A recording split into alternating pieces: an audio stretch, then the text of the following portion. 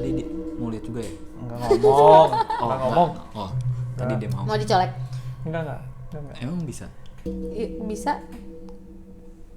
Udah dia aja tuh. Kalau misalnya wujudnya kenapa nih sampai rusak gitu kan? Karena pas dia kabur dari tentara Jepang, dia jatuh dari mobil ayahnya yang dikendarai. Oh, jadi Keseret. gesret gitu. Keseret dan kena ledakan Dia nempel lah sejak saat itu ya sampai sekarang. sampai sekarang. Sekarang ada nih. Ada. Dia bermain-main di sini dari tadi. Oh, oke.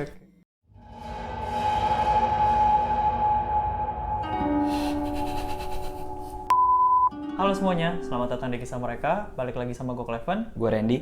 Sebelum kita masuk ke videonya, kalau kalian punya cerita horor dan mau jadi narasumber, cek deskripsi kita ya. Nah, pada kesempatan kali ini kita udah kedatangan lagi nih narasumber yang mau berbagi kisah pengalaman hidupnya tentang yang mistis-mistis gitu lah. Kita kenalan dulu kali ya. Ya boleh. Kalau dikasih tahu kakak namanya siapa?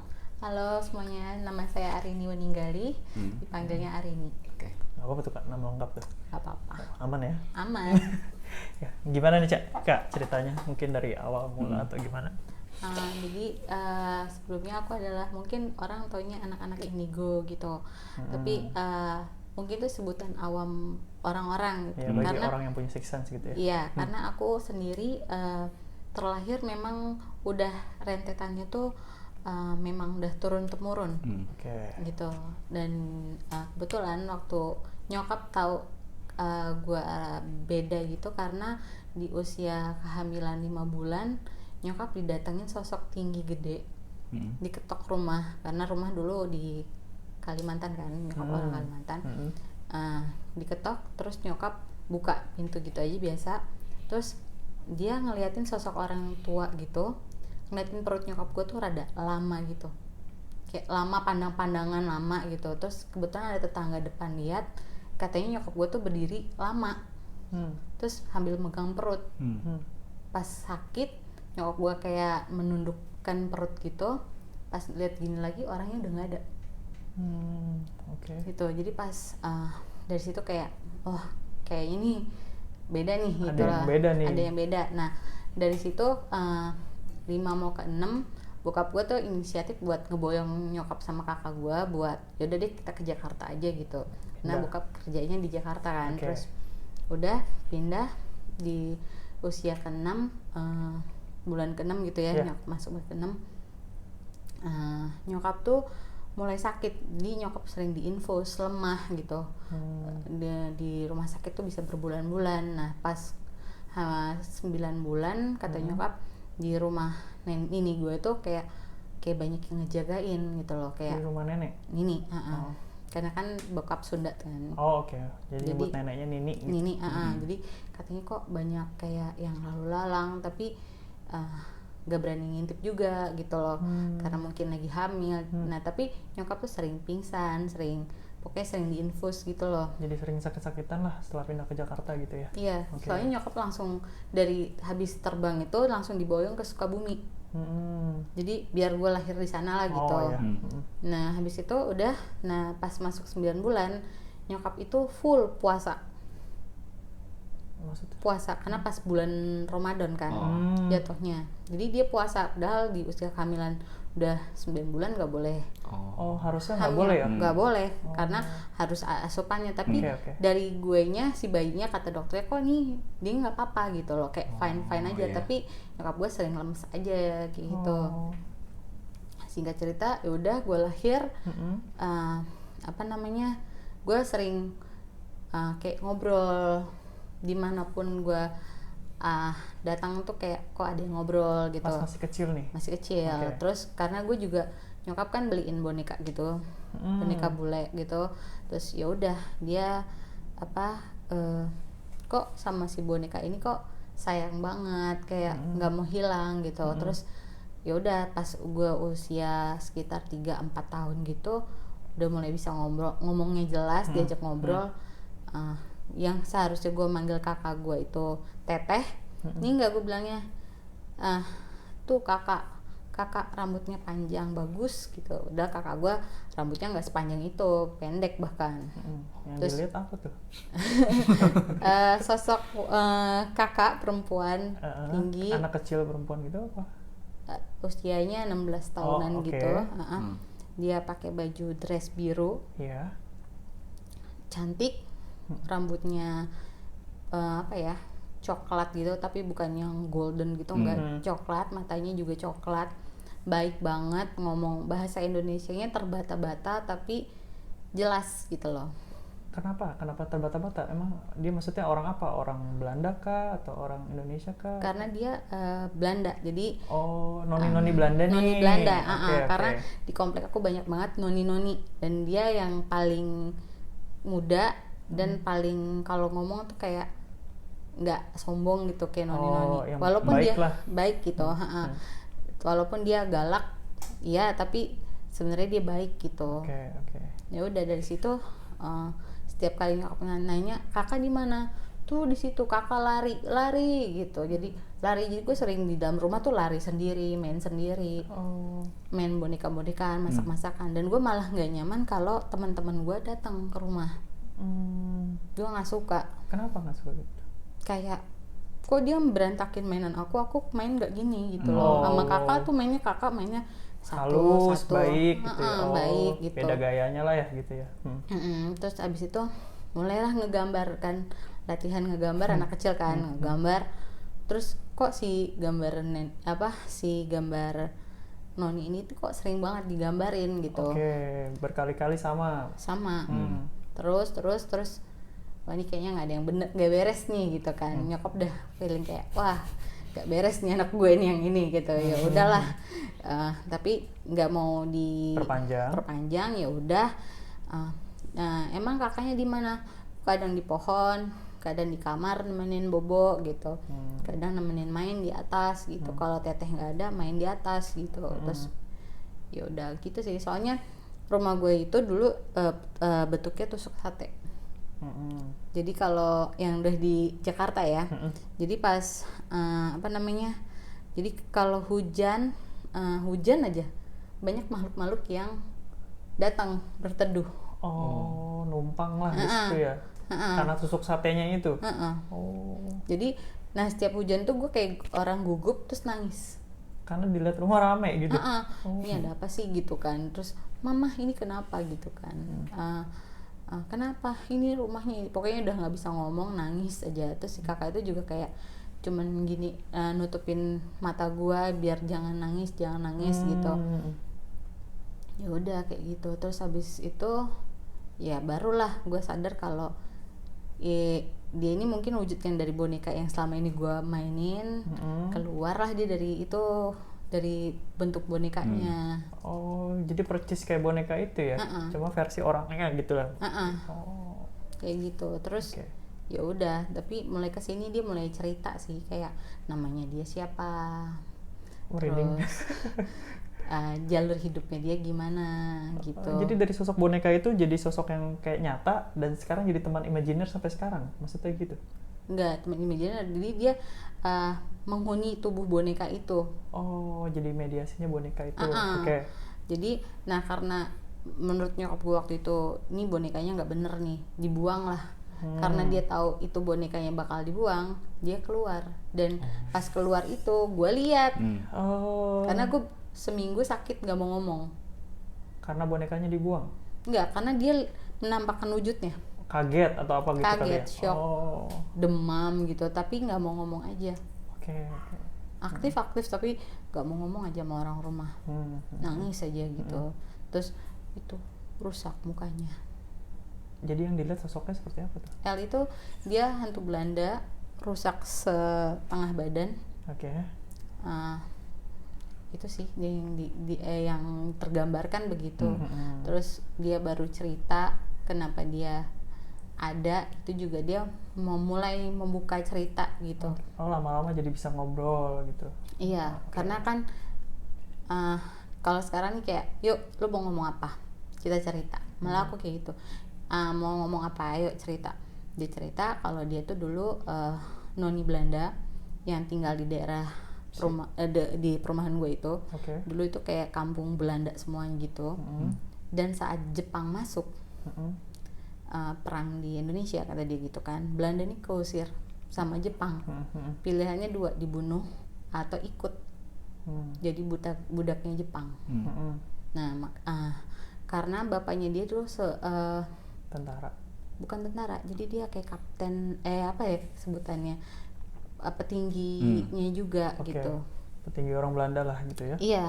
Terus abis itu dia bilang kita ikut juga karena di sana gue ketemu nyokap gue diboyong, 2 adik gue juga diboyong kata dia gitu. Makanya dia sayang sama anak kecil tuh harus yang pengennya tuh karena nganggapnya adik gitu. Dan pas lihat gue, ini kok lucu gitu loh, kok nih gemes gitu kata dia gitu. Oh, dia nempel lah sejak saat itu ya sampai sekarang. Sampai sekarang. Sekarang ada nih. Ada. Dia bermain-main di sini dari tadi. Oh, oke. Apa yang mau diceritain tentang dia, Kak? Mungkin orang belum tahu banget gitu kan, karena banyak sosok hantu Belanda yang namanya sebutannya L. Oke. Kan banyak tuh kalau aku lihat juga kan, oh namanya kok sama ya gitu. Tapi dibilang enggak, itu bukan aku. Percaya deh itu bukan aku kata dia gitu. Oke, mungkin salah namanya aja sama gitu. Dan apa namanya, dia kasih tahu namanya dia Nama gitu. lengkapnya dia. Namanya Eli. Nah, dia itu sebenarnya hantu yang humble gitu loh. Kayak Casper ya. Humble. Hantu yang baik hati ya. Walaupun cerewet gitu. Oh, oke.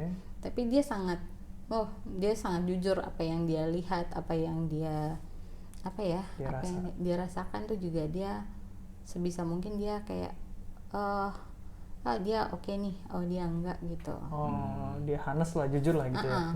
Sama aku pun gitu, kalau aku dalam keadaan yang enggak bagus atau tempat yang gue datangin kayaknya enggak gitu, dia juga akan bilang jangan kesana, sudah ku bilang jangan kesana, kamu kesana gitu. Jadi ya udahlah.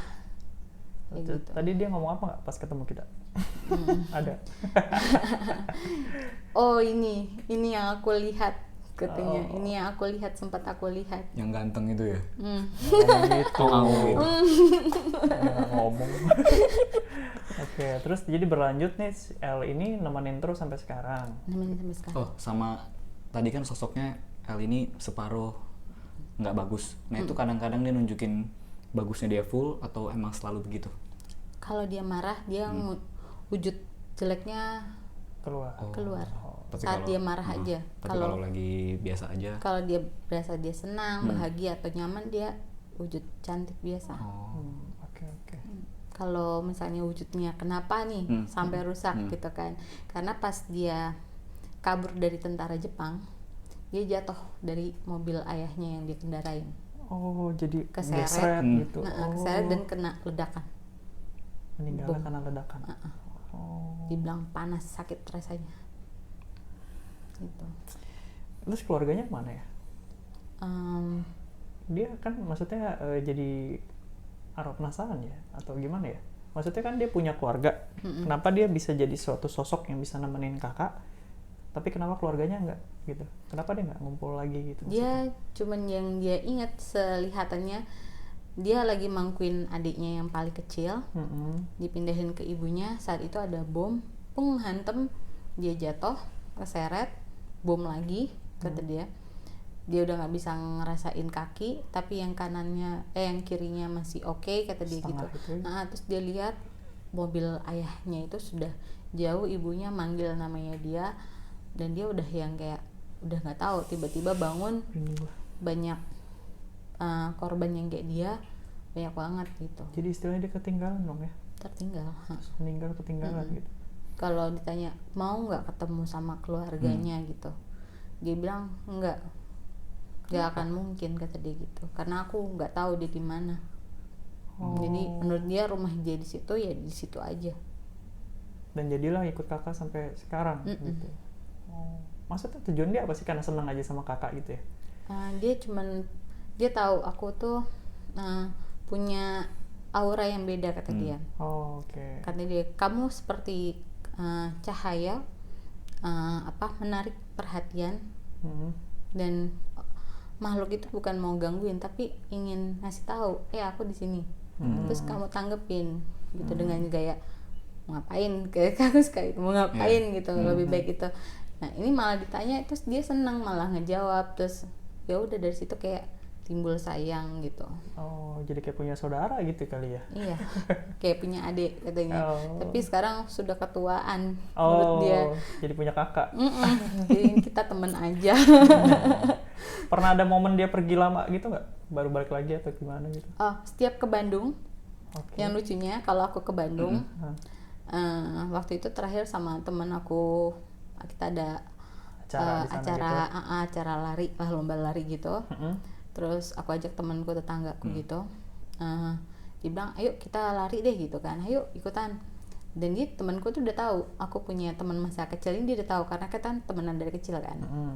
Terus dia nanya, itu yang suka lari di rumah masih ikut? Ada, dia ikut. Dia ikut, dia senang, dia tadi dia nyanyi di kereta, dia nyanyi Bandung gitu, kayak so happy gitu bawaannya. Lucu ya kayaknya. Dia bilang, aku nanya kenapa, aku mau ketemu sama Asep, temen aku. Asep ganteng, Asep katanya gitu.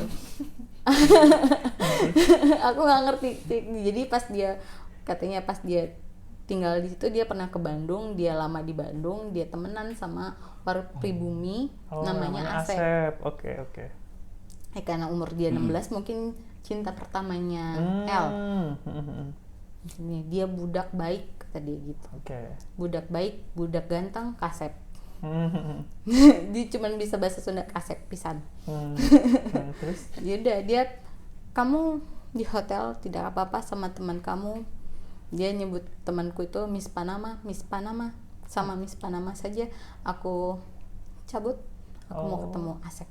Kalau ada apa-apa panggil. Jadi selama di Bandung aku nggak manggil dia karena dia udah main. Oke. Gitu. Tapi aku bilang aku cuma sampai tanggal segini, nanti kamu pulang. Nggak mau ikut pulang apa gimana? Ikut tetap pulang. Kenapa dia nggak pergi sendiri ya? Kenapa harus nunggu kakak ke Bandung dulu? Apa sejauh itu? Karena dia nggak mau kalau nggak ada aku.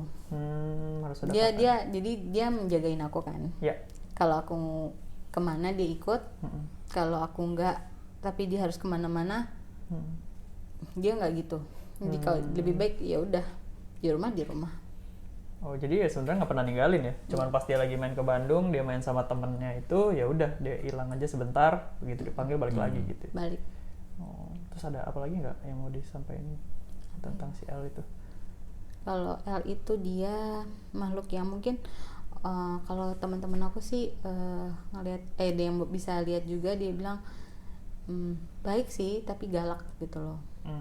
Terus aku tahu ceritanya L tuh dari keluarganya juga, dia cerita sedih banget sebenarnya hidupnya. Dia tuh udah bukan cuma dibom doang selesai, tapi dibalik itu dia benci sama ayahnya, sangat amat benci karena dia menyakiti warga pribumi. Menurut dia orang Indonesia tuh nggak bersalah kata dia gitu kan. Dia datang malah menjajah gitu tuh udah salah kata dia gitu. Terus dia pernah lihat ayahnya berselingkuh dengan warga pribumi, mungkin ya kita kan nggak tahu ya zaman dulu bagaimana dia lihat itu tidak pantas dipertontonkan kata dia gitu. Maksudnya dia lihatnya juga ayahnya mungkin nggak lihat dia ada di situ gitu. Tapi yang dia bingung kenapa dia cinta banget sama ibunya. Dia pengen cerita nih sama ibunya, tapi nggak pernah bisa. Karena ibunya bener-bener wanita yang baik. Nggak tega kali ya mungkin. Bener-bener yang kayak aku lihat mamahmu kata dia gitu kan, seperti ibuku. Mamanya kakak nih. Kayak cahaya terang kata dia gitu.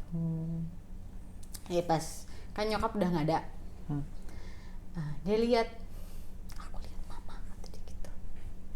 Di situ kata dia gitu. Setiap kali dia lihat, aku nggak mau, bilang aku nggak mau, akunya nggak mau. Tapi Al ngasih tahu, mama di situ kata dia gitu kan. Aku nggak mau. Karena dia aku sedih kok gituin, jangan gitu kan. Jadi aku lebih baik udah aja Main handphone. main kah, handphone atau- jadi nggak, aku tahu ada di situ tapi aku yang kayak cuek aja lah gitu. Karena orang banyak yang nanya kan kalau misalnya keluarga kita yang meninggal, kalau aku kan sensitif, gimana perasaan lo lihat orang yang udah nggak ada gitu, gimana rasanya? Oh itu sakit banget. Lo lihat nih dia melakukan aktivitas kayak nyuci, nyapu. Oh, masih kebayang seperti itu, masih kelihatan seperti Dia itu. melakukan hal itu kayak biasanya, Oke. duduk gitu.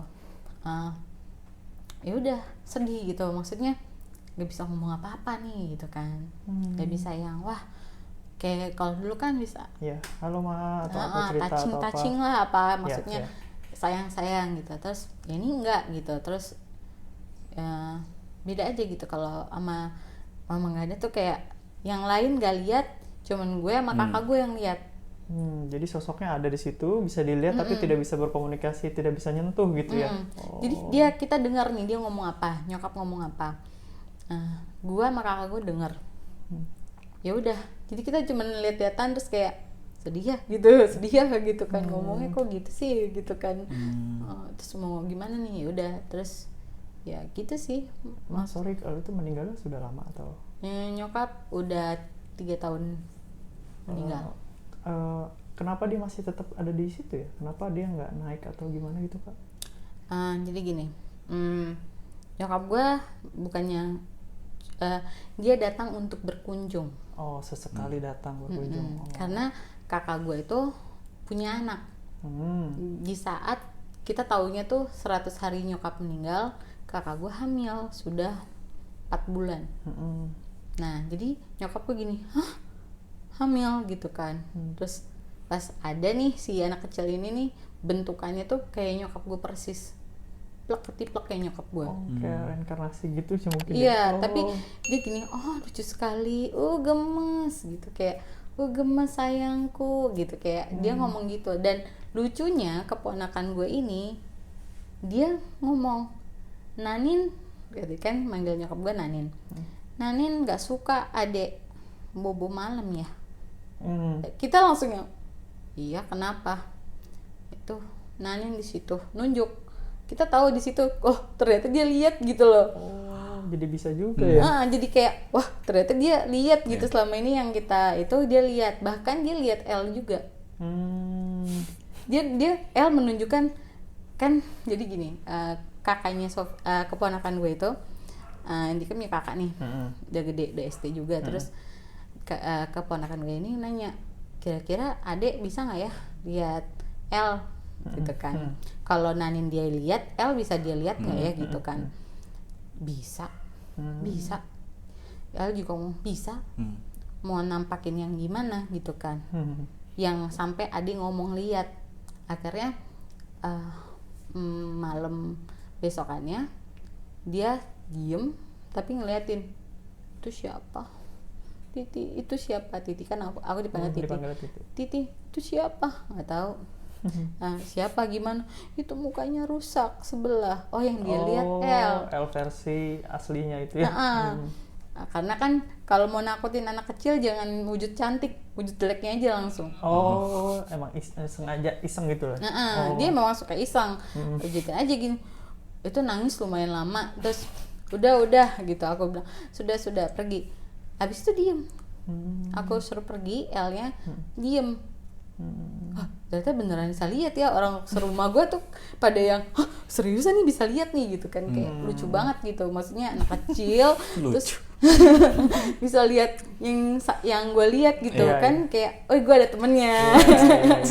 Ya udahlah ya. Terus abis itu dari situ juga keponakan gue yang gede diisengin sama L, ditendang kasurnya, tapi aku nggak pernah bisa lihat, aku nggak bisa ngerasain L tuh di mana, cuman kayak bisa sekelebet kayak dia jalan di jendela gitu kan.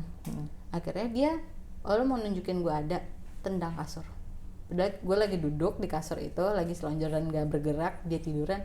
Itu kayak orang nendang tuh pasti ada getaran per-pernya itu kan. Iya. Nah itu berasa. Terus kita langsung lihat-lihatan berdua. Oke, kata dia gitu, oke. Aku nggak nanya lagi, oke, gitu karena kan. dia nantangin kali gitu ya. Kesannya ya, mana nih El nih gini. Oh, Terus lu mau lihat, gue tendang nih gitu ya kasur. oh lo ngomongin gue peng gitu. El tuh jangan pernah disinisin, dia lebih Dipancing. sinis, Oh. dia lebih galak gitu. Kayak mbak gue aja ngomong gini, masa sih gitu kan di Nggak sini percaya ada ya? ini mainan keponakan gue yang kecil dinyalain bunyi zoom gitu. Itu keadaannya di rumah gue, bokap gue udah tidur, Iya. ruang itu mainan hasilnya di kamar, terus Ya. gue pindahin ke ruang tengah gitu kan, maksudnya biar nggak Nggak berantakan. gitu. gue nggak lagi ngeberesin juga, gue balikin ke tempat semulanya, nyala dong. Terus gue cuman buka pintu kamar terus gini, "Shh, berisik, matiin lagi, coba dimatiin." Itu si El gitu. Mel Oh. Dia bisa sampai segitu ya? Energinya bisa salurin kayak gitu-gitu ya? bisa. perasaan tadi mau lihat juga ya. Enggak ngomong. Enggak enggak. ngomong. Oh, tadi dia mau. Mau dicolek? Enggak. Emang bisa? Bisa. Udah dia aja tuh. Penasaran sih. Nanti lah ya, skip ya. Skip. Kayak itu ngomongin L ya. Mungkin kalau misalkan setelah kita ngomongin L, pas kakak sekolah atau kuliah pernah ada kejadian apa nggak gitu yang kakak nggak bisa lupain? Kalau sekolah tuh waktu aku SD itu bangunannya bekas rumah sakit. Oke. Rumah sakit. Jadi itu, nah ini masih berkaitan nih karena El kan Ya, hantu kan dia Belanda. nemenin terus nih, ya kan? Jadi itu adalah rumah sakit pribumi yang rumah sakit biasa kalau kata El. Jadi memang jauh, sangat tertutup, tapi rumah sakit itu sering rame gitu. Banyak Nah, orang. kebetulan di gue waktu kelas 6 gue inget banget itu yang sampai gue ulangan itu gue ngelihat tulisan tuh pada kosong kertas gue, tulisannya pada turun, Luntur, jatuh. kok ini luntur gitu kan, gue panik. Gue nulis kayak nggak nyampe di kertasnya tuh, kayak hilang. Oke. Yang kayak di cerita kartun kan kayak nggak mungkin gitu kan. Iya. Nggak mungkin itu kan, ini gimana nih, gini gimana gitu kan.